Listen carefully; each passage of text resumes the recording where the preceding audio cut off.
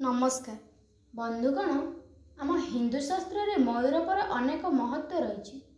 साधारणतः यही मयूर पर माता लक्ष्मी, कार्तिक, श्रीकृष्ण एपरी हनुमानकर मध्य खूब प्रिय होइथांती।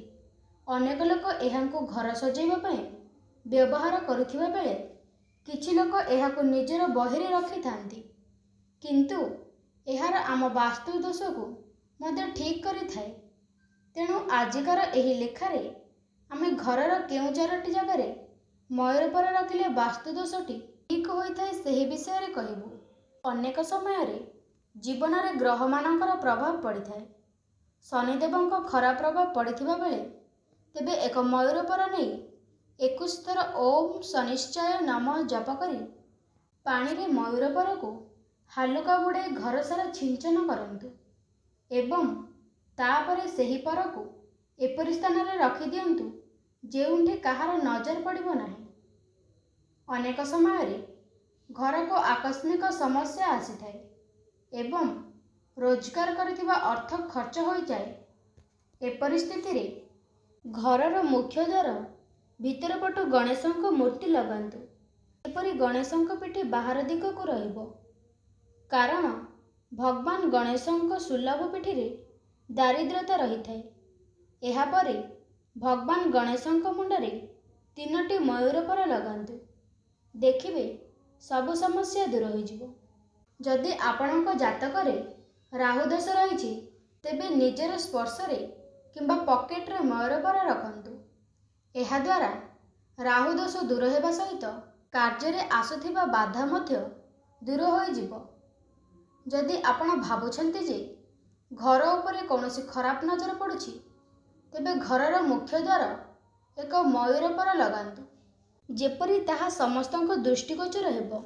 मुख्य द्वार दे आसुथिबा प्रत्येक व्यक्ति ताहाको देखिले सबु नजर दोष मयूर पर शोषि नेबो। जदि आपणक घरे पिला पाठ पढ़िबाको मन बळ नाही तेबे बही भितरे मयूर पर रख दियंतु, तेबे धीरे धीरे पाठ पढ़िबाको इच्छा प्रकट हेबो। जदि कौनसी शत्रु अधिक समय उत्पन्न करुछि तेबे कौनसी एक दिन किंबा विशेषकर मंगलवार किंबा शनिवार दिन हनुमान मंदिर को जांतु एवं हनुमानक सिंदूर नहीं एक मयूर पर उपरे शत्रुर नाम लेखि रखंतु। एहा परे ताहाको आनी घरर पूजा घरे रखि दियंतु।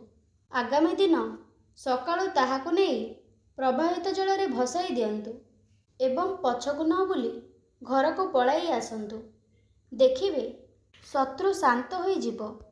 जदि कौनसी काम अनेक दिन हेबो सफल होई पारु नाही, भल काम बिगाड़ी जाउछि, वैवाहिक जीवन रे समस्या किंबा प्रेम संपर्क रे फाट सृष्टि होउछि, तेबे एक राधाकृष्ण मंदिर जाई राधाकृष्णक माथरे मयूर पर सजाई दियंतु।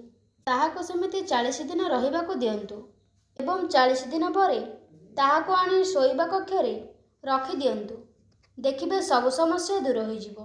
जदि स्वामी स्त्री मध्य रे कलह किंबा मतांतर हेउछि तेबे शोइबा कक्षर पूर्व किंबा दक्षिण पूर्व दिगरे मयूर पर किंबा कांथरे मयूर पर लगांतु।